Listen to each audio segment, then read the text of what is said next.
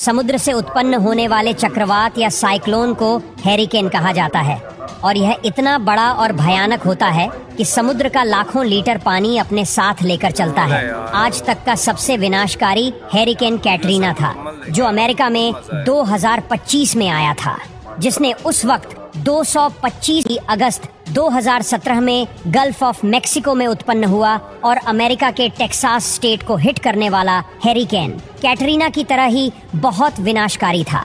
समुद्र से तो वह टोर्नेडो में परिवर्तित हो जाता है और यह टोर्नेडो इतना भयानक होता है कि आधुनिक से आधुनिक बिल्डिंग को भी पल में तहस नहस कर देता है। ऊपर से हैरिकेन जब जमीनी विस्तार को हिट करता है तो उसके साथ ही जमीन पर इतनी बारिश होती है कि मानो बादल फट गया। कनाडा और रहते हैं जिसे स्नो स्टॉर्म कहा जाता है। इस स्टॉर्म में फर्क सिर्फ इतना होता है कि इसमें बारिश नहीं लेकिन बेहद मात्रा में बर्फ गिरती है और जहां पर इस तूफान की असर होती है उसके आसपास के लगभग हजारों किलोमीटर दूर का।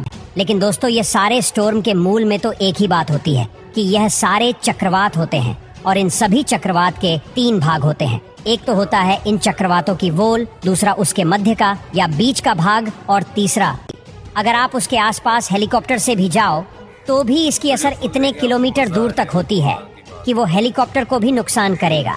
इसलिए इसके बीचों बीच की उसकी आय देखना बेहद मुश्किल है। कभी कभी सैटेलाइट से उसकी तस्वीर मिल जाती है।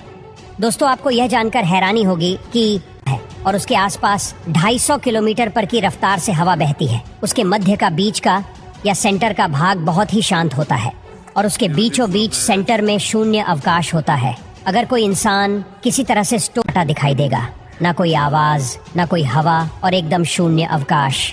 दोस्तों, ये एक कुदरत का करिश्मा ही मान लो कि उसके आसपास स्टॉर्म तांडव मचा रहा होगा लेकिन बीचों बीच बेहद शांति होगी। लेकिन जब स्टॉर्म अपनी जगह से आगे बढ़ेगा, से घूमने वाली वो दीवार उस इंसान को या किसी भी चीज को अपने साथ उड़ा ले जाएगी। वह इंसान बहुत तेजी से दीवार में घूमने लगेगा और ऊपर जाने के बाद उसको जो नजारा दिखेगा वो वह मंजर होगा जो आज तक किसी ने नहीं देखा।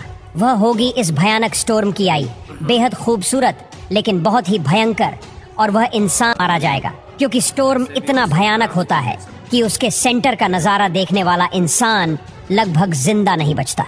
इस स्टॉर्म को उसके विनाश की अलग अलग कैटेगरी में विभाजित किया जाता है, जिसमें अगर इसकी रफ्तार 119 से 153 किलोमीटर पर आवर से पार हो जाती है, वह सेकंड कैटेगरी का रूप धारण कर लेता है। 178 और उसके ऊपर की रफ्तार को कैटेगरी 3 में गिना जाता है। 209 और उसके ऊपर की रफ्तार को कैटेगरी 4 में गिना जाता है। और जब यह साइक्लोन 252 किलोमीटर पर आवर की रफ्तार को छू लेता है, उसे टाइप 5 की कैटेगरी में गिना जाता है। ये कैटेगरी